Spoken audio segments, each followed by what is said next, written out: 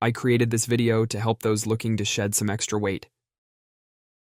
I'll be sharing some small tips that, unfortunately, most videos don't talk about. How to start your diet. What to watch out for to avoid failing right at the beginning. I'll discuss the psychology of dieting and give you important tips that, if followed, can ensure long-term success.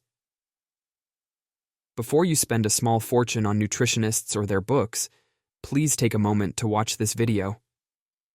Let's start from the very beginning, which is perhaps the most crucial part.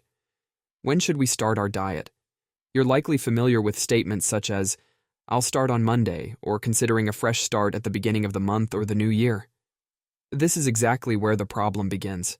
If you say you'll start on Monday, what will you do until then? That's right, you'll likely binge eat all the junk food you can find at home, so you'll actually start your diet with extra weight. Believe me, you don't need to wait until Monday or the next month to start eating healthily.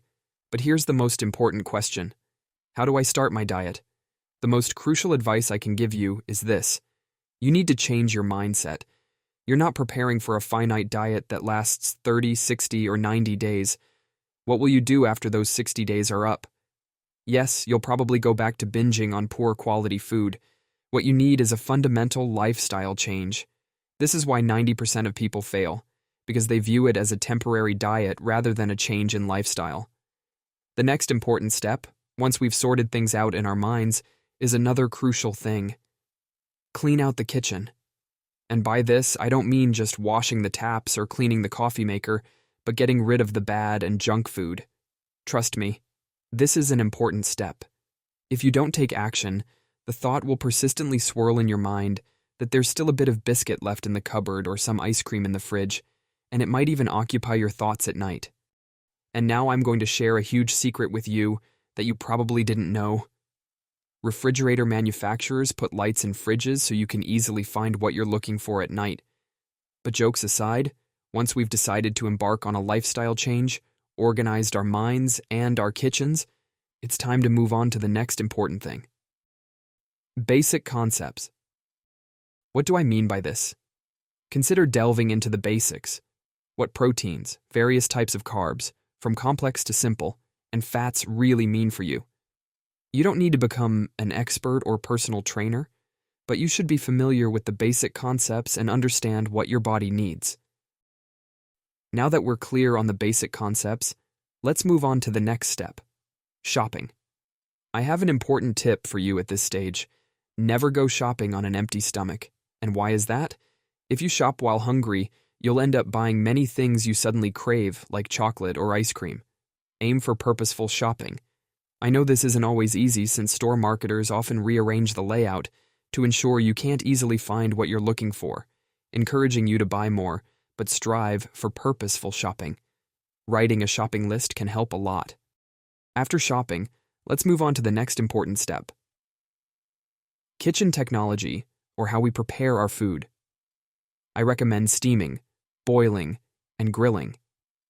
If you hear or read somewhere that a dish of steamed fish with vegetables isn't referring to fish sticks fried in oil, the correct preparation of food plays a very important role in our diet. Next, I'll talk about weighing ourselves. If you're wondering about the psychological impact of this on our diet, let me explain. The timing of weighing ourselves is crucial. Many people weigh themselves daily or even multiple times a day, which I absolutely do not recommend. I personally suggest weighing yourself once a week, but when? Well, definitely not on Friday. And why?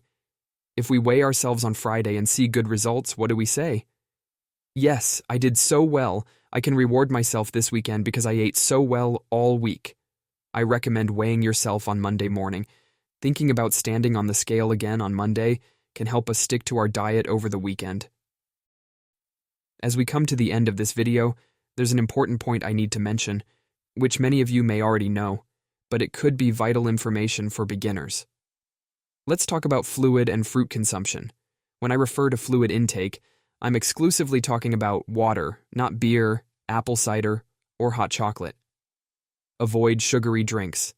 Next time you go shopping, take a look at how much sugar is contained in a bottle of cola or orange juice.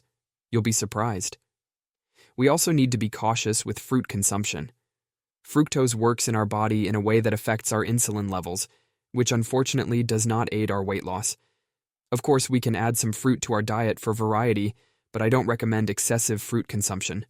Personally, I prefer berries like blueberries or raspberries. Yes, I know well that the things I've mentioned are easy to say or suggest as tips on what to do. I also understand very well that many of us work a lot, many have stressful jobs, and everyone has their own problems.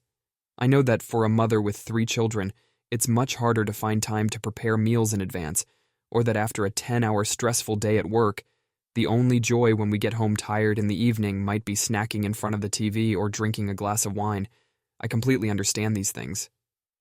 I shared these tips because I hope that they can help at least a few people. Thank you for watching the video. Please subscribe to my channel and check out my other videos.